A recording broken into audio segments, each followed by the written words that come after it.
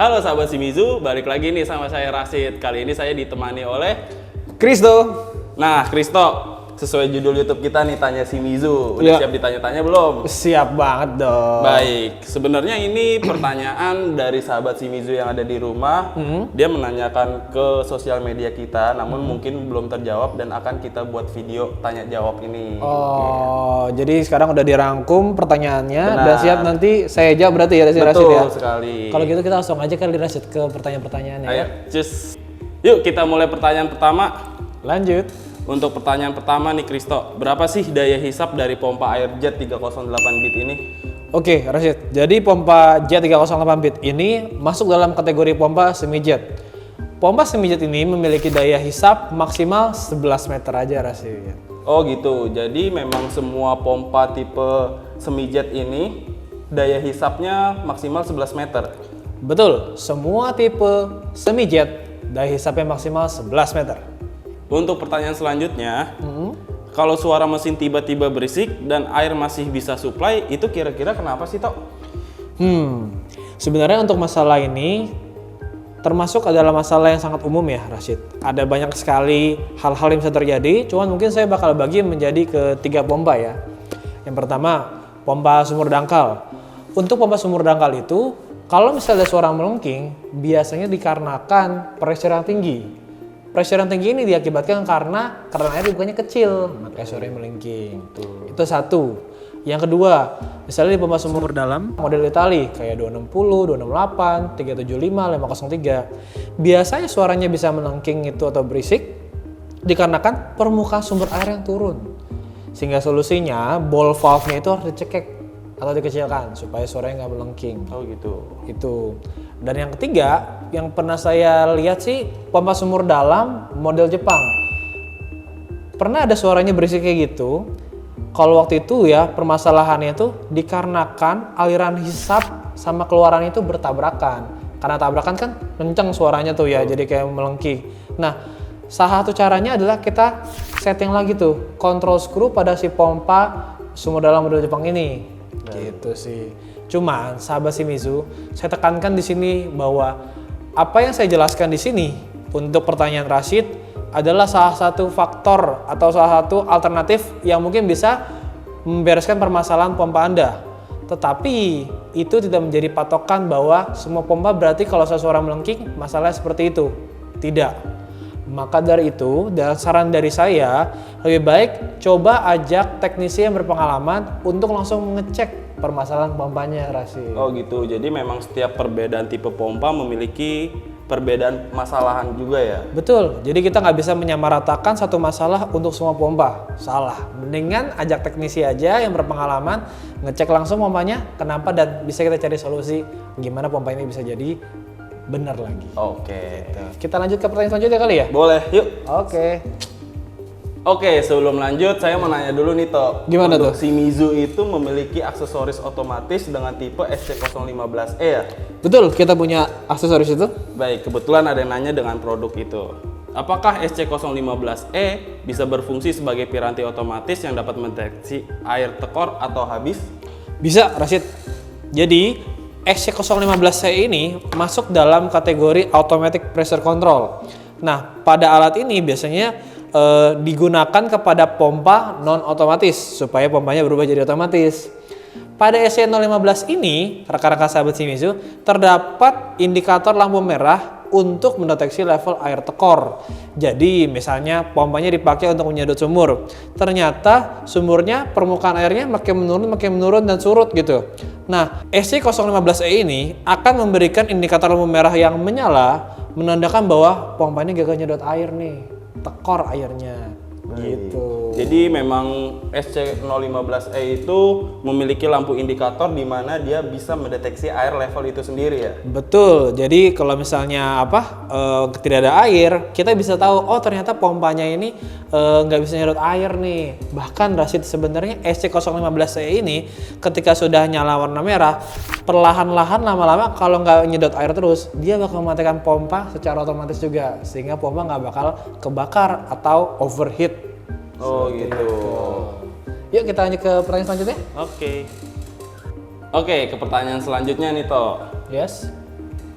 pada pompa booster PB228 bit, kenapa automatic flow-nya nggak langsung mati ya waktu keran dimatikan? Harus 2 kali hidup matikan keran air baru otomatisnya mati.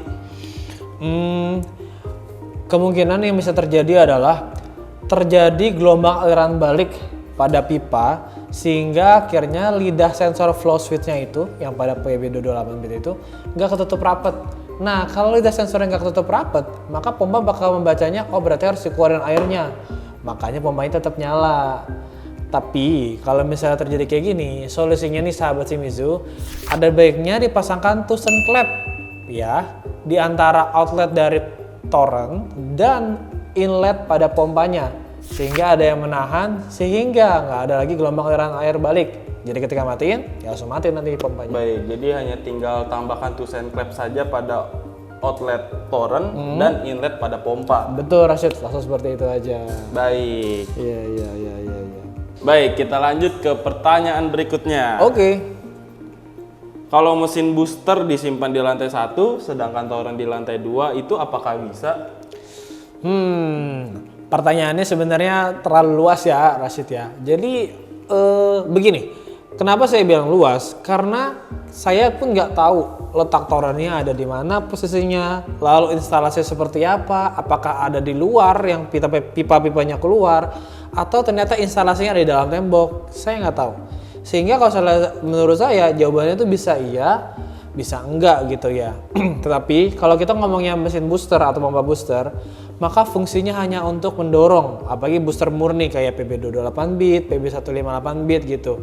Ya jadi dari torrent lantai 2, pompa booster bakal mendorong air tersebut ke keran-keran air yang ada di rumah. Nah, tetapi perlu diketahui ya, pompa booster ini yang murni tidak bisa menghisap. Jadi fungsinya ya hanya ngalirin air dari torrent terus ke keran-keran air di rumah. Nggak bisa tiba-tiba, mau dong pompanya ini lantai 1 nih nyedot juga dari ground tank terus tarikin ke atas ke torrent. Nggak bisa ya. Karena fungsinya hanya untuk mendorong. Nah, satu lagi sahabat Shimizu, saya ingin menambahkan catatan bahwa sebelum kalian memilih pompa booster yang mana yang mau dipakai, ada baiknya coba kita ajak teknisi yang berpengalaman supaya dia bisa ngeliat nih kira-kira peletakan dan pemilihan jenis pompanya yang paling baik dan sesuai sama rumah ini yang mana. Dan perlu juga kalian ketahui bahwa Shimizu juga aja pompa booster plus, pompa booster yang nggak hanya bisa mendorong tetapi bisa menghisap juga. Oh gitu. Bisa, dan daya hisap maksimal untuk pompa booster Shimizu ada di 5 meter maksimalnya. Baik, jadi memang dalam hal ini itu diperlukan teknisi ahli ya. Betul, untuk karena kita bisa tahu pompa apa yang kita butuhkan di dalam rumah. Iya, takutnya ntar tiba-tiba main asal beli, nggak bisa kepake. Masalahnya kalau pompa salah beli, nggak bisa kepake, nggak sesuai dengan spesifikasi, udah tuh jadi pajangan aja. Sayang duitnya ya. Sayang. Tuh. Lalu untuk pertanyaan berikutnya nih Toh. Oke, boleh gimana? Untuk sumur dalam 20 meter, sebaiknya pakai tipe yang mana sih? Oh, sumur dalam 20 meter ya? Betul. Nah, kalau 20 meter ini sebenarnya bisa menggunakan pompa jet pump atau pompa sumur dalam. Nah, tipenya ada di PC 260 bit atau PC 268 bit. Atau bisa juga pompa sumur dalam model Jepang dengan tipe PC 250 bit.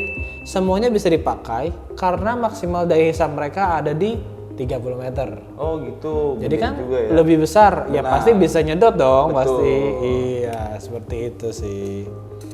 Wah Toh, kita ke pertanyaan terakhir nih. Akhirnya. Untuk pompa satelit atau submersible itu tipe apa sih yang memiliki head max tertinggi? Oh, kalau misalnya pertanyaan begitu, sebenarnya jawabannya lumayan panjang nih. Karena kan di Shimizu ada submersible 2 inch, 3 inch, 4 inch. Jadi mungkin saya bakal jabarkan satu persatu ya. Oke. Yang pertama, submersible pump 2 inch. Ada di SPG 07238 kabit.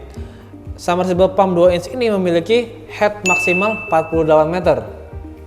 Kemudian untuk yang 3 inch, kita ada SPG 20 triple 3 atau 333K BIT yang memiliki head maksimal 141 meter. Dan yang terakhir ada submersible 4 inch Rashid, yaitu di tipe SS428 kabit. SS428 kabit ini memiliki head maksimal 168 meter.